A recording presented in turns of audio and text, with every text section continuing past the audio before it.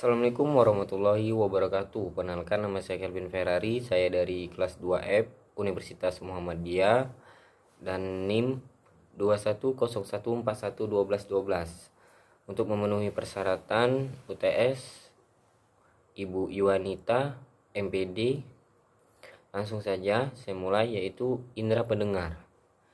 Jadi manusia itu mempunyai indera penglihat, indera pendengar, dan indera peraba dan indera pengecap. Banyak sekali ya indera-indera yang ada di tubuh manusia. Langsung saja, bunyi bergetar dan bergerak di udara dalam bentuk gelombang. Indera pendengar dalam kurung telinga kita begitu peka sehingga dapat getaran menjadi berbagai bunyi. Sebagai besar organ telinga terletak di dalam tengkorak. Jadi bagian telinga ini ada tengkoraknya juga. Nah, menjadi 3 bagian, yaitu telinga luar, telinga tengah, dan telinga dalam. Jadi telinga bagian luar ini daun telinga, telinga bagian tengah ini bagian di sini, dan telinga bagian dalam yaitu di dalam dalam itu. Nah, lanjut. Kita akan masuk ke telinga luar. Telinga luar terdiri dari daun telinga. Ini namanya daun telinga. Lubang telinga, kelenjar minyak, dan selaput disebut gendang telinga. Daun telinga yang terbuat dari tulang rawan berfungsi untuk menangkap getaran. Jadi telinga bagian luar itu untuk merekam bunyi yang kita dengar, untuk sinyal namanya. Seperti sinyal lah, untuk menangkap suatu bunyi yang kita dengar. Getaran yang dihantarkan melalui lubang pendengar akan menggentarkan gendang telinga. Telinga bagian tengah berupa suatu ronggang yang berisi udara. Jadi bagian tengah sini tuh ada udaranya. Dalam ronggang ini terdapat 3 buah tulang yang sangat halus. Letaknya bersambungan yang disebut oksikel. Ketiga tulang terkecil dalam tubuh kita ini diberi nama tulang martil. Jadi dalam tubuh kita itu ada tulang kecilnya. Telinga dalam berawal dari tingkap opal dan terowongan yang disebut labirin. Tingkap opal tersebut dari serangkaian bidik berisi cairan limfe. Bagaimana utama labirin adalah saluran gelung yang berhubungan dengan organ keseimbangan dan koklea.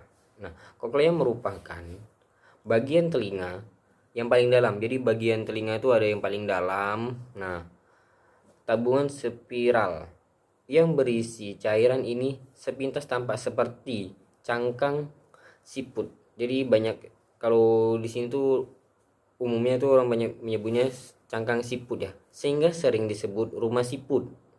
Nah, koklea dilapisi membran yang terdiri dari ribuan sel suara di udara dan ditangkap oleh daun telinga.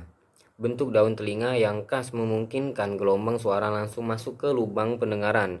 Jadi suara ketika kita mendengar itu langsung masuk di telinga kita. Nah, gelombang suara yang masuk melalui lubang pendengaran menggetarkan gendang telinga, kemudian dipantulkan dan diperkuat oleh serangkai oksikel. Jadi mereka itu saling bekerja sama. Nah, antara daun telinga yang merekam suara dan masuk suaranya di dalam telinga. Gangguan pendengaran. Kerusakan pada gendang telinga dapat menyebabkan gangguan pada pendengaran. Kerusakan yang disebabkan oleh tekanan udara yang tiba-tiba meningkat atau akibat penyakit radang telinga. Biasanya penyakit ini banyak diderita oleh anak-anak di Jawa Barat. Penyakit ini disebut seperti kopok atau congean ya, bahasa-bahasa itunya. Nah, jadi kopokan itu yaitu keluarnya cairan warna hijau yang di telinga kita itu mengalir. Dan aromanya juga tidak sedap karena itu tuh kayak cairan yang merusak gendang telinga kita, pendengaran kita, dan kemudian pada usia lanjut pendengaran akan berkurang.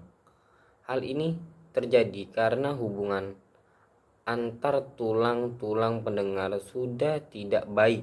Jadi ketika kita usia lanjut, nah manusia itu akan pendengarannya akan berkurang, terus penglihatannya juga banyak kalau kita sudah tua.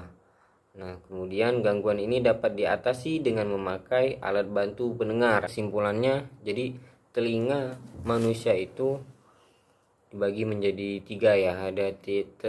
Ada telinga bagian luar, ada telinga bagian dalam, dan ada telinga bagian tengah.